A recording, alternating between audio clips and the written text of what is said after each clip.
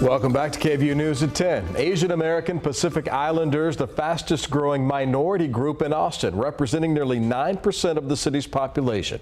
But that's not reflected within the Austin Police Department. The KVUE Defenders looked at what APD is doing to change that. Here's investigative reporter Jenny Lee. 23-year-old LR2 is giving it his all. The intensity is written all over his face. Come on, keep it up! He's one of more than a dozen people on this day taking a fitness test. Keep your head up, keep focused, keep focused. To qualify as a cadet for the Austin Police Academy. That was tough. Tough, but the Thai native says becoming an Austin police officer is something he's wanted since he was 12 years old.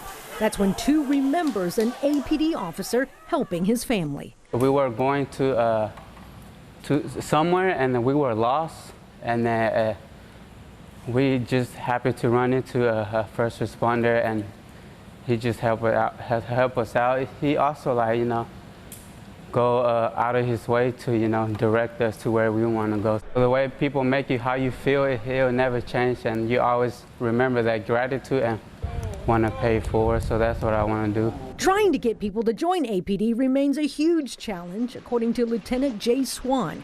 He took over the recruiting unit in the summer. We had to stop recruiting for a while as we took everything offline to re-gear our process to come more in line with what community expects. Recruiting stopped after the Austin City Council eliminated 3 planned cadet classes in 2020.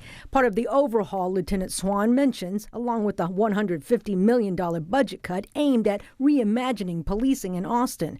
Lieutenant Swan says recruiting never recovered. It's very difficult because you have no momentum, right? Normally, as we continually recruit throughout the year. For example, we're recruiting this year for 3 upcoming cadet classes through 2022.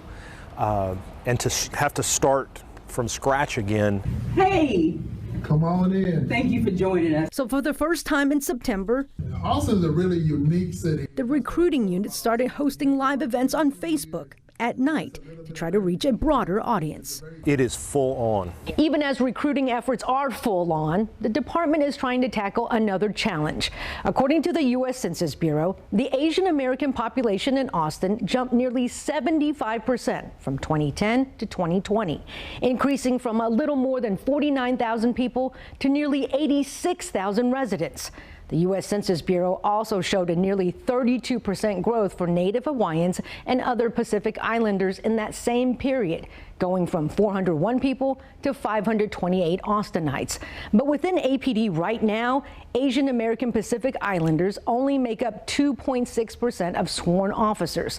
That means out of the 1,614 sworn officers as of November 1st, about 41 of them are AAPIs. Compare that to 2010, where out of the 1,660 sworn officers, 23 were AAPIs.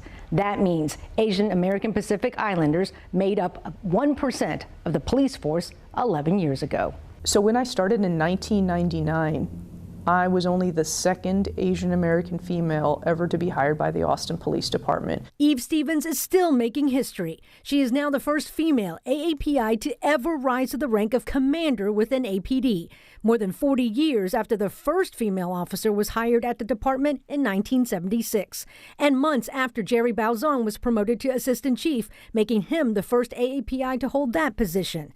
Still, Commander Stevens recognizes how much further the department needs to go. So as Austin's Asian American population has started to grow, the fact that our officer representation hasn't been able to match that is surprising and disappointing both at the same time. And so that's definitely something that we need to work on in an area that we need to focus on. Robert Lee agrees. We are the fastest growing community in the United States. Not just here in Austin and in Texas. Lee is a developer and CEO of Pearlstone Partners. His company is behind several multi-million-dollar projects like Parkside at Miller and Nativo Austin in the Rainy Street District. He says recruiting more AAPIs for APD is crucial. We are comprised of a large number of culturally different peoples, different countries, different languages, different cultures. And that makes things even more complicated. Especially when the AAPI community is only expected to grow. Lila Valencia is the city's demographer. The Asian population was the fastest growing single race group. Valencia says one of the factors they look at when exploring population growth is the child population. Out of every 10 children that were added into the Austin population in the last 10 years, 6 were of Asian descent. So they're a major driver of growth, not just in terms of people moving into the area, but also of people being added into families that are already in the area. The recruiting unit is ramping up efforts. It held its first AAPI outreach event at the Chinatown Center in North Austin just days ago. APD Assistant Chief Baozan and Commander Stevens were there.